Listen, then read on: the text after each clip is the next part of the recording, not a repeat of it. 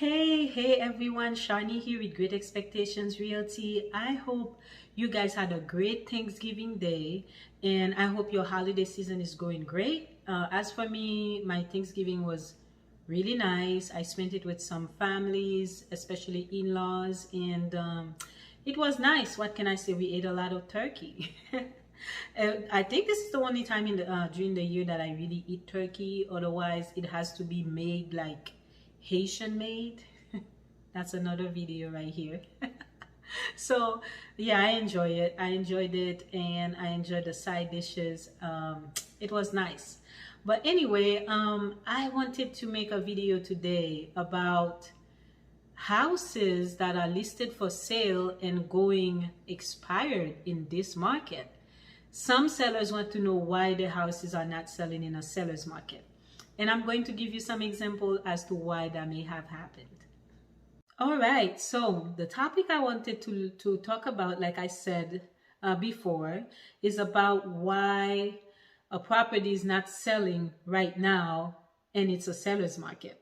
Sometimes it could just be that you have the wrong agent. And by that, I mean an agent who doesn't communicate well with other agent, and who's going to suffer? You, the seller. I have a good example for that. 2 weeks ago, I really wanted to look at a house for my buyers. My buyers are pre-approved, conventional, and everything. And there is this house that they saw that is exactly what they are looking for. But I need to see the house first because my buyers are not local, and I typically would go and do a virtual tour with them while they look on the camera, and I record a video so they can watch it over again and all of that. And I messaged the agent. She didn't answer. I sent her an email. My email was never read. Then the next day, I think I texted her as well. She answered me and said she would get back to me, but I ended up having to call the agent. And then when I called her, she told me, well, there is a tenant in that house. I'm going to work it out with the tenant so you can look at it. Okay, great. And she told me, I'll get back to you. Never heard back from her. I let some days pass. I got back in touch with her again, and I tried to get her to give me a date or something. Give me something. I mean, I live close by where the property is, so I'm very flexible about looking at the house. Time is not an issue for me. Day is not an issue for me. I would look at it any day that they could make it work. She never got back to me. And then I tried calling her again. She gave me the same answer. And at some point, she didn't even know who I was, which was which was very strange because I was waiting on her response, but she didn't know who I was. It was the same person, and we talked before. And I went through the whole thing again. I would like to go and look at the house, blah, blah, blah. And she gave me the same answer again. I will get back to you, etc., etc. I never heard back. And I'm sure during this whole time, the seller is thinking that this agent is trying to sell the house. And what I'm thinking is that the agent probably has other things going on. At some point, I think she was traveling. She's not from Ocala or the county at all. She's from like a whole different county. It's a mess. Okay. And the holidays weren't, no, the Thanksgiving Day was not here yet when I was trying to do this. That was like 2 weeks before Thanksgiving. And I could never get to see the house, which was unfortunate because I have a pre-approved buyer. I have a conventional loan, which in the notes, it says that's the only loan the house can go for. I have that. I have everything that the seller needs to sell this house. I have a buyer, but then their agent is just not communicating with me as an agent. So I left it alone. So today, something told me to check out that, and I just wanted to see what happened to the listing. Like if it went pending, maybe that's why she never responded to me. And y'all, would you believe that listing went expired? Okay, it was expired. And I know I could go like behind her and get the listing, I can do that, because like it's for grabs at this point, and the sellers already know for a fact that the sellers want to sell, right? So I could do that and get the listing and also get the buyer. I could do that. But you know what, per courtesy, I still message her. At this point, I have a cell phone and everything, because we've been texting, messaging, talking. And I text message her. I say, hey, I realize your listing went expired. Do you think your seller still want to sell? I'm still interested in looking at this house. She had no idea where I was again. So she's not. This is not somebody who's old. And by old, I mean like someone who's losing their memory or something. It's a young person, much younger than me, because I know how she looks like, because I've seen her pictures and whatnot in something else. I don't know. Yeah, she never answered me. And then when she did, she didn't know who I was. She was like, hi, like, are you an agent trying to buy for your buyer, or are you the buyer? I said, well, I'm an agent. We've been communicating for the past 3 weeks. I have a buyer. I'm trying to look at the house. Can I look at it? I'm still interested to look at it for my buyer, because my buyer is really stuck on this house. So, and I think that was the last time I heard from her again today. And that was earlier today.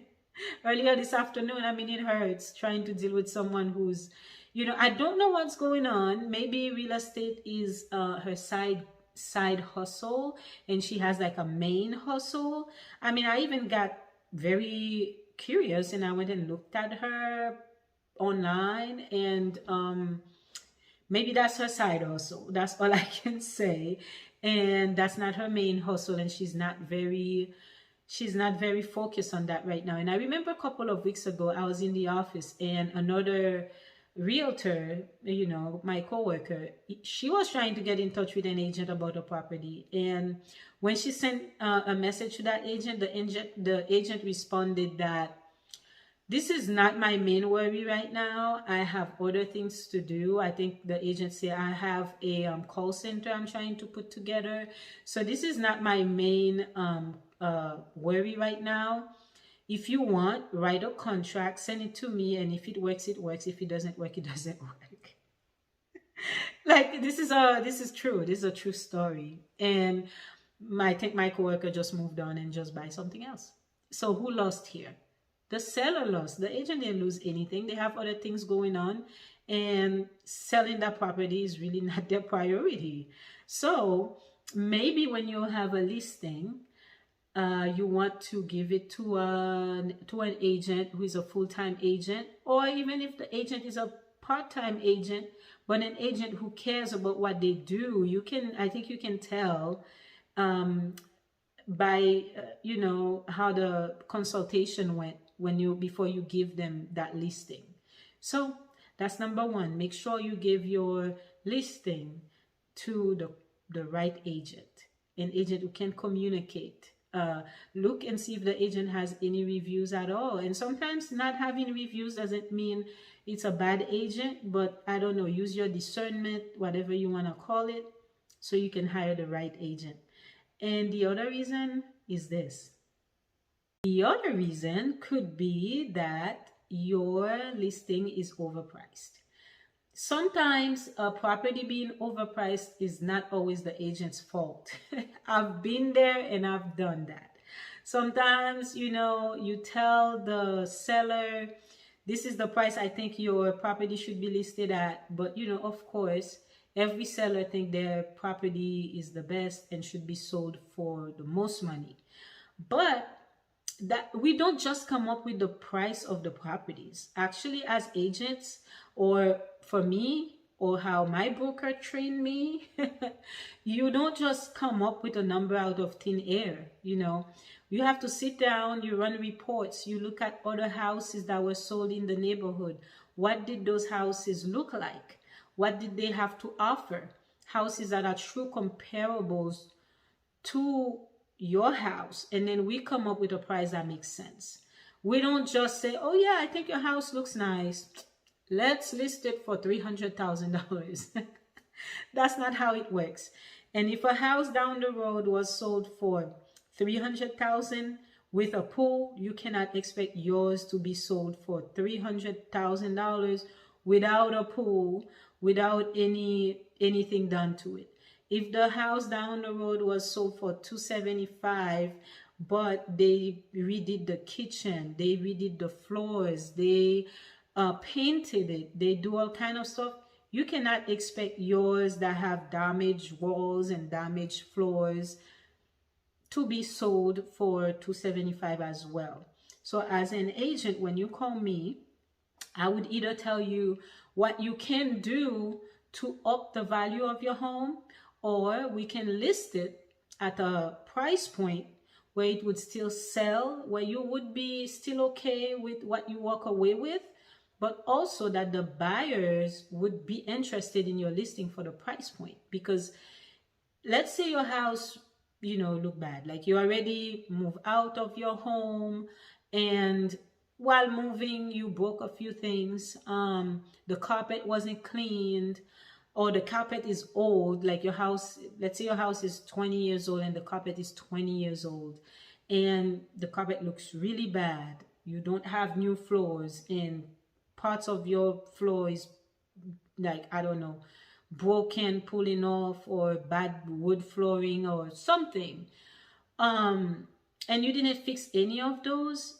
as your agent, I'm either going to tell you, hey, I think you should definitely fix those things before we list the house for X amount that you want me to list it for, or we can price it at a price where we know we're going to factor in those things that need to be done in the house, where a buyer would still be interested and feel like they're getting some kind of value for the money that they are going to spend, and then they will be able to fix what needs to be fixed in the house. Okay, so you can't want top dollar for your home if you're not willing to make any repair. If, let's say your roof is 20 years old, right? Even if you are going to stay in the house here in Florida, once your roof is getting to like 20 years old, your insurance company is going to come anyway and ask you to remove and to replace the roof. So if you're going to list your house on the market with a 20-year-old roof, I can tell you right now, unless someone comes with cash and they make you an offer that's going to be lower than what you want, you will not sell the house, because anyone with a loan coming in will not be able to close on a house with a 20-year-old roof on it, because they will not be able to get insurance on the house. So as your realtor, I'm going to tell you this. I'm going to tell you, hey, I think you should put on a new roof, or we can say in the listing that the seller is willing to put on a new roof before closing, or something like that. Or if you don't want to put on a new roof, this decreases the pool of buyers that you are going to have drastically. Forget FHA, forget VA, because these two, you have to have your roof done before you go through with anything. So let's say now the pool of your buyers is significantly reduced. Of course, your house is going to stay on the market. It's not gonna sell because the roof is old, and the kitchen is 30 years old, and you price it as the house that had all kind of updates that's like down the road. So I think these things are like common sense. And if someone doesn't really know how the market works and how the listing process goes, it's good to hire an agent that you trust and that will explain to you exactly how it is. Now, I know there are some sellers that are really stubborn and they don't want to listen. They want to sell their house for top dollar as the other home down the street that was completely remodeled for the same money, when they don't, they didn't do any work in theirs. But sadly, it doesn't work that way. So let's say your home, is listed and is overpriced, it's going to stay on the market as well. So those are two main reasons that I think, that your home may be on the market and is not selling and it's gone expired because your agent is just you just hired the wrong agent who's not communicating well, and your house is overpriced. And maybe a third, I could say it's not, your house is not staged well. So it's really all up into everything I just talked about. So if your house, like you showing the house with like a musty, dirty carpet, and the appliances that are coming with the house, for example, you have spaghetti sauce in your microwave, your oven is still look like, oh no, I've seen it all. Okay, if you want to sell your house as is, just like that, then that's something else. Expect lower offers, because that's just how that works. But if you want your house to sell fast, stage your house in the way it should be staged to be sold fast, and price it right. Because remember, we as agents, we don't get paid unless your house sold. And the more money your house is sold for, the better it is for all parties involved. So, well, except for the buyer. So there is no reason why I should be forcing you to list your house lower, when possibly I would make a bigger commission if your house is sold for more. So if I'm telling you that your house should list for less, trust me, I have your best interest in mind. But that's not always easy to explain or convey to the sellers, especially when they are a little stubborn. But anyway, so yeah, those are the reasons why. And make sure when you're giving your listing to an agent, make sure it is the right agent. Make sure the agent will work for you, for your house to get sold. And make sure that you have a consultation with the agent, and the agent knows what they are talking about. They bring you comparables, and this is how much they were sold, this is what they have, and this is what you don't have, and I think we should deduct this and that from that price, and then this is what your house should be listed for. I love numbers. Numbers don't lie. My background is in accounting. I am by trade an accountant, and numbers don't lie. 1 + 1 is 2. There is no going around it. So if a house had a pool, yours don't have a pool, but you have exactly the same everything else, it's easy to price your house. If the other house has brand new floors, brand new kitchen, brand new bathrooms, those are selling points for a house, and yours don't have it, it really shouldn't be that hard to price yours. And there is no reason why we should be overpricing it to the point where no one wants to even present an offer, because it's just ridiculous.